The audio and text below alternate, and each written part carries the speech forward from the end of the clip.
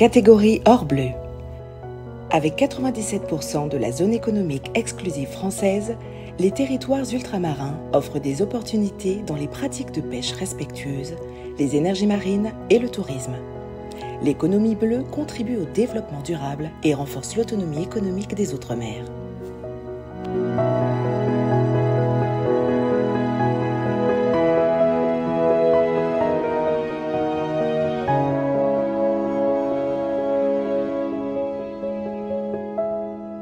L'idée, c'était de pouvoir créer une solution pour accueillir les terriens dans un confort sur un navire. On est en 2007, je me dis mais en Martinique, il faut vivre sur l'eau. Parce que je disais, si tu as ça en tête, c'est que quelque part c'est important pour toi.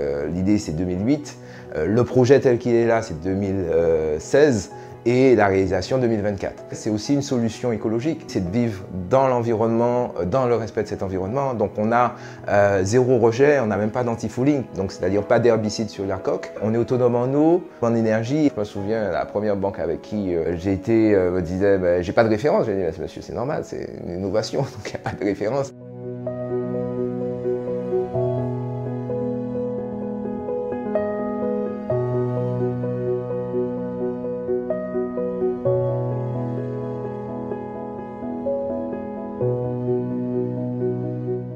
Protec Marine comme protection marine pour les coques de bateau, Protec Marine comme protection pour le milieu marin et NC parce que cela a été mis au point en Nouvelle-Calédonie. Tout a commencé ici, sur la Côte d'Azur, avec une planche à voile et au siècle dernier, je suis arrivé en Nouvelle-Calédonie et j'ai craqué pour un bateau. Le bonheur était là et la contrainte aussi. Il a vite fallu en arriver au carénage et là, je ne me suis pas vu tous les ans mettre de la barbouille qui finit au fond de la mer pour tuer les animaux marins. On parle des peintures anti-fouling. Il m'a fallu trouver une solution et aujourd'hui, la protection de coque Protec Marine NC est un objet connecté qui s'installe sous le bateau avec son smartphone. Fini les carénages et l'anti-fouling polluant. Commercialisée en Nouvelle-Calédonie, elle se développe sur le marché métropolitain et ne compte pas s'arrêter là.